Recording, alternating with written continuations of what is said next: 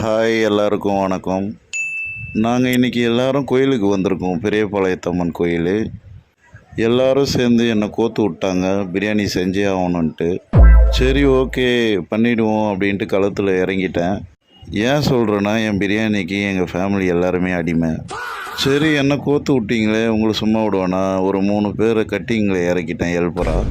முக்கியமாக பிரியாணிக்கு தேவை மட்டனு. அதனால் ஒரு ஆட்டை பிடிச்சி சட்டியில் இறக்கியாச்சு. நடுவில் ஒரு காமெடி நடந்தது. மச்சான் ஹெல்ப் பண்ணுறேன்னு சொல்லிட்டு பல்ப் வாங்கிட்டாரு. சட்டி சுட்டதடா கை விட்டதடான்ற மாதிரி சட்டியில் சூடு வாங்கி தெரிச்சு ஓடியான்ட்டார். ஒரு வழியாக பிரியாணி பண்ணி முடித்தாச்சு. இப்போ ஓப்பன் பண்ணி பார்ப்போம். சும்மா சொல்லலைங்க, பிரியாணி நல்லாவே வந்திருக்குது. என்ன இது?